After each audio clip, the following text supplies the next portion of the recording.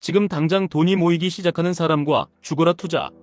공부만 하다가 통장에 남는 게 없는 사람의 차이는 수익률이 아니라 습관 하나입니다. 그리고 그 습관이 남아있는 상태에서 QLD나 TQQQ를 잡으면 수익이 빨라지는 게 아니라 멘탈이 먼저 망가집니다. 반대로 그 습관만 꺼버리면 월급만으로도 은퇴는 계산이 됩니다. 오늘은 그 이야기를 QLD와 TQQQ까지 깔끔하게 연결해서 현실적으로 어떻게 굴리는지까지 풀어드리겠습니다. 많은 분들이 재테크를 주식 수익률로 시작합니다. 그런데 진짜 시작점은 월급입니다. 월급이 인생에서 제일 안정적인 현금 흐름이기 때문입니다. 주식은 내 뜻대로 안 됩니다. 코인은 더더욱 내 뜻대로 안 됩니다. 부동산도 타이밍을 맞추기 어렵습니다. 그런데 월급은 적어도 내가 직장을 다니는 동안은 매달 들어옵니다. 그러면 게임은 바뀝니다. 월급을 수익률로 바꾸는 사람이 이깁니다. 여기서 핵심 개념 하나만 잡겠습니다. 월급의 수익률입니다. 월급이 300만원인데 150만원을 남기면 월급 수익률이 50%입니다. 월급이 300만원인데 카드값과 할부와 생활비로 350만원을 쓰면 월급 수익률이 마이너스입니다. 이건 투자 실력이 아니라 소비 습관의 결과입니다.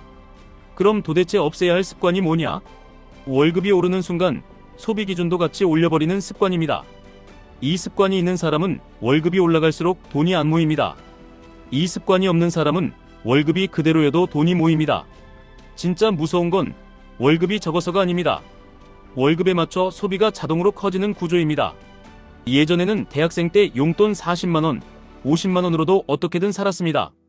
그때가 천국이라서가 아니라 기준이 낮았기 때문입니다. 그런데 사회인이 되고 월급이 들어오면 기준이 확 올라갑니다. 배달이 늘고 카페가 늘고 구독이 늘고 할부가 생기고 카드가 커지고 인간관계 비용이 커집니다. 이건 의지의 문제가 아니라 설계의 문제입니다. 설계가 소비 쪽으로 되어 있으면 월급은 증발합니다. 그래서 첫 번째 원칙은 간단합니다. 버는 순간 저축부터 떼어내는 구조를 먼저 만드셔야 합니다. 남는 돈을 저축하는 게 아니라 저축하고 남는 돈으로 사는 구조입니다. 이 차이가 10년 뒤 인생을 갈라놓습니다.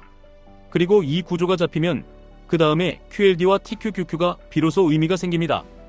QLD와 TQQQ는 나스닥 계열 지수를 레버리지로 추종하는 상품입니다. 오르면 빠릅니다. 그런데 떨어질 때도 빠릅니다. 그래서 이걸 처음부터 잡고 들어가면 대부분 이렇게 됩니다.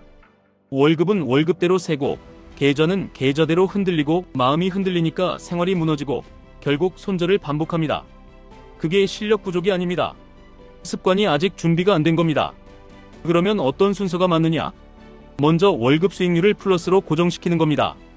최소 플러스 10%, 가능하면 20%, 이상적 목표는 30%, 정말 강력한 목표는 50%입니다. 여기서 중요한 포인트가 하나 더 있습니다. 목표를 시장에 걸지 마시고 나에게 거는 겁니다. 연수익률 몇 퍼센트 같은 목표는 시장이 허락해야 됩니다. 그런 목표는 흔들리기 쉽습니다.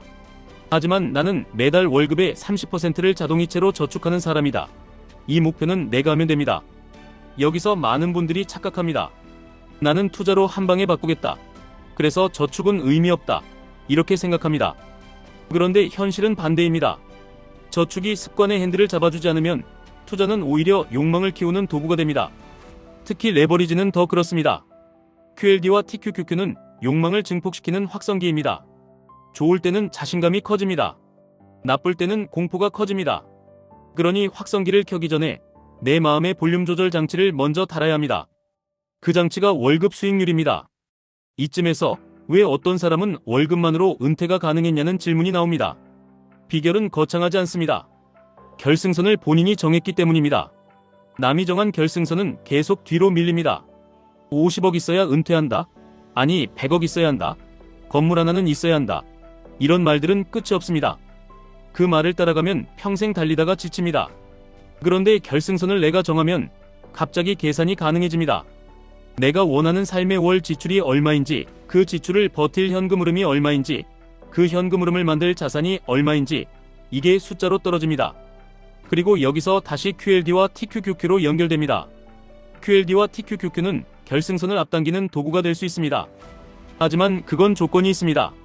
내 지출이 안정되어 있고 저축이 자동으로 굴러가고 급락을 견딜 현금 완충 장치가 있고 장기 계획이 있을 때입니다. 이 네 가지가 없는 상태에서 레버리지를 잡으면 결승선이 앞당겨지는 게 아니라 중간에 탈락할 확률만 올라갑니다. 그럼 실전적으로 어떻게 설계하느냐?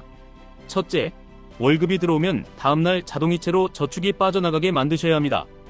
그 돈은 없는 돈이라고 생각하는 게 아니라 애초에 내 돈의 기본값이라고 생각하셔야 합니다. 둘째, 고정비를 먼저 정리하셔야 합니다. 할부, 구독, 보험, 통신, 차량 비용, 배달 이런 것들은 한번 고정되면 계속 나갑니다. 셋째, 남의 라이프 스타일을 따라가느라 생기는 소비를 끊으셔야 합니다. 특히 미디어 소비가 욕망을 부추깁니다. 고정된 삶, 편집된 부자, 과장된 성공, 과장된 소비 이걸 매일 보면 기준이 올라갑니다. 기준이 올라가면 월급 수익률이 내려갑니다. 여기서 대표적인 예가 골프 같은 겁니다. 골프 자체가 나쁘다는 게 아닙니다. 내 월급 규모에서 내가 정말 원하는 욕망인지 아니면 주변이 하니까 따라가는지 이걸 구분하셔야 합니다.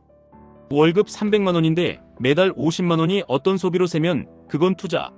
수익률 몇 %를 내도 따라잡기 어렵습니다. 반대로 그 50만 원을 자동이체로 빼면 인생이 달라집니다. 이제 연금 이야기로 넘어가겠습니다. 많은 분들이 연금은 재미없다고 생각합니다. 그런데 월급쟁이가 유리한 게임은 기간을 길게 가져가는 게임입니다. 투자에는 변수가 3가지가 있습니다. 투자금, 수익률, 기간입니다. 우리가 수익률을 완벽히 통제할 수는 없습니다. 투자금도 당장 크게 늘리기 어렵습니다. 하지만 기간은 내가 늘릴 수 있습니다. 그래서 연금은 강력합니다. 국민연금, 퇴직연금, 개인연금 이 3가지를 기본 골조로 깔아두면 인생에서 제일 무서운 구간을 건너는 다리가 생깁니다. 특히 50대 초반에 소득이 끊길 수 있는 구간, 그 절벽을 건너는 사다리가 됩니다. 그럼 주식은 어디에 두느냐? 연금과 기본저축으로 바닥을 만들고 그 위에 주식이 올라가야 합니다. 이때 QLD와 TQQQ는 선택지로 들어옵니다. 저는 이렇게 설명드리고 싶습니다. QLD는 가속 페달이고 TQQQ는 터보입니다. 둘 다 길이 직선일 때는 빠릅니다. 하지만 길이 미끄러울 때는 사고도 빠릅니다. 그래서 운전 실력은 마음이 아니라 안전장치에서 나옵니다. 안전장치는 월급 수익률과 자동저축, 그리고 현금 완충입니다. 현실적으로 레버리지 투자를 하시는 분들이 가장 자주 망가지는 순간은 급락 자체가 아니라 급락대의 생활비 공포입니다. 생활비 공포가 오면 사람은 계좌를 팔아서 현실을 막습니다. 그러면 회복을 못 먹습니다. 그래서 급락을 견디려면 계좌 밖에 숨 쉴 공간이 있어야 합니다.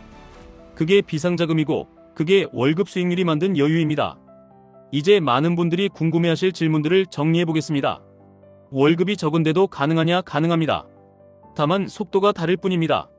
월급이 적어도 월급 수익률을 플러스로 만들면 돈은 쌓입니다. 처음에는 느립니다. 그런데 습관이 쌓이면 속도가 붙습니다. 오히려 월급이 오를 때마다 소비를 같이 올리는 습관이 있으면 월급이 커도 돈이 안 남습니다. QLD와 TQQQ는 장기로 괜찮냐? 이 질문은 이렇게 바꿔야 합니다. 내 습관이 장기로 괜찮냐? 내 구조가 장기로 괜찮냐? 이게 먼저입니다. 구조가 괜찮으면 시장의 변동을 견딜 여력이 생깁니다. 구조가 없으면 어떤 상품도 장기로 못 갑니다. 특히 레버리지는 버티는 사람이 이기는 게임이라 버틸 구조가 없으면 손실이 확정적으로 기웁니다.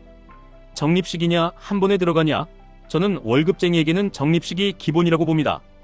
왜냐하면 월급이 매달 들어오기 때문입니다. 그리고 적립식은 습관을 강화합니다. 다만 적립식도 조건이 있습니다. 빚으로 적립식은 하지 마셔야 합니다. 생활비가 불안한 상태에서 적립식은 스트레스를 키웁니다. 먼저 월급 수익률을 안정시키고 그 다음 적립식으로 습관을 굳히고 그 다음에야 비중 조절로 전략을 올리셔야 합니다. 폭락이 오면 어떻게 하냐? 여기서 갈립니다. 폭락은 반드시 옵니다.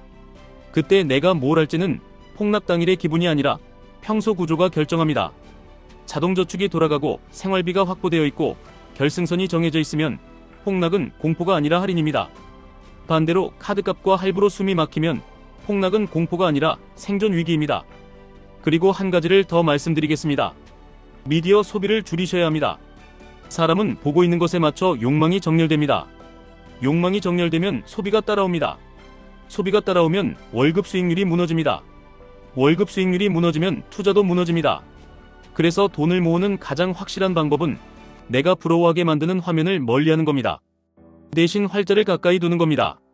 책은 욕망을 폭발시키기보다 기준을 정리해줍니다. 기준이 정리되면 결승선이 생깁니다. 결승선이 생기면 흔들림이 줄어듭니다. 정리하겠습니다. 없애야 할 습관은 하나입니다. 월급이 오를 때마다 소비 기준을 자동으로 올리는 습관입니다. 이 습관만 꺼도 월급 수익률이 플러스로 고정됩니다. 월급 수익률이 플러스로 고정되면 돈이 모입니다. 돈이 모이면 연금과 저축으로 바닥이 생깁니다. 바닥이 생기면 QLD와 TQQQ 같은 가속 도구도 내가 통제할 수 있습니다. 그때 비로소 레버리지는 위험한 도박이 아니라 계획된 가속이 됩니다. 오늘부터 딱 하나만 실행해 보시면 좋겠습니다. 월급 다음날 자동이체를 걸어두시고 그 금액을 생활비에서 제외해 보십시오. 그리고 한 달만 버텨보십시오. 한 달이 지나면 통장이 달라지고, 통장이 달라지면 마음이 달라지고, 마음이 달라지면 투자도 달라집니다. 결국 부는 수익률이 아니라 기준에서 시작합니다. 지금까지 1분 투자 하이젠버그였습니다.